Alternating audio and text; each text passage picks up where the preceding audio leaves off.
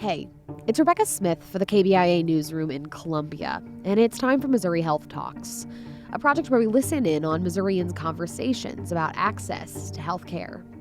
This week we hear from Reverend Fred Leist and Teressa Gilbreth with Missouri United Methodist Church in downtown Columbia. They reflected on the past year or so of the coronavirus pandemic and spoke about how COVID-19 restrictions have put a strain on their congregation's support network.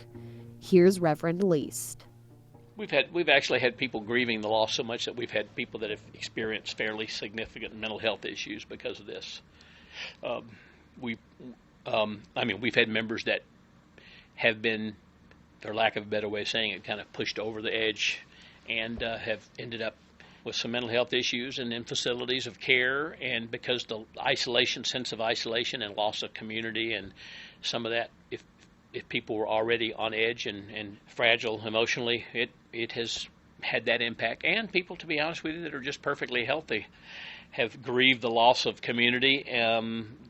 We've done a lot of things to help deal with that, or at least counter some of that, but it's been a big loss. That's been the most significant loss is people losing that connectedness to each other, and then just mentally and psychologically, that's wearing and taxing, I think the pandemic gave people a chance to kind of step back and evaluate what it is they do get from church, and by finding out what they missed. We have a caring ministries team in the congregation where these are people who write cards, send letters, make calls, reach out to people, and they immediately kicked into a different kind of gear. And I mean, literally. And so since I was unable to make personal hospital calls in many cases for quite a few months and couldn't go into nursing facilities, at the best I was allowed to have these window visits where you look through the window at somebody. And so I wasn't even able, in some cases families weren't even able to go into a hospital room. We realized, wow, we've got church members that are in need of care. And people were home, unable to come to their church, and so they felt isolated. Even if they weren't sick or ill, they needed connection. So our caring ministries team, they wrote hundreds upon hundreds of letters and cards and things like that. So that's congregational care, not pastoral care, but they quickly stepped into a different mode and started realizing they had to care for each other and be there for each other. That's been the biggest redeeming grace, I think. People are at home wanting what they always want when they connect in worship. They're wanting to hear the good news, and they're wanting to find hope and grace and peace, and that's and strength to make it through. And so that's kind of what we've continued to be focused on as always. I would say, too, that that's people talking about getting back to normal.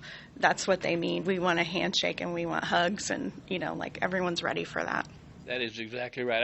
I've seen different things that speak just to that, like when we are able to get back together again. Never will I take for granted being able to shake a hand or hug a neck or sing a hymn, or all of those. That's exactly right. It has really heightened the awareness of how valuable and meaningful what we have done and will get back to once again really is to us in churches.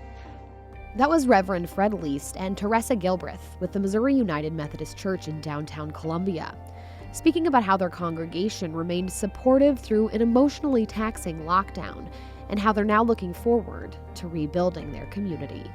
That's it for this week's Missouri Health Talks, which was reported and produced by Levi Moltz-Homan. Tune in next week for more conversations from throughout the state about health and access.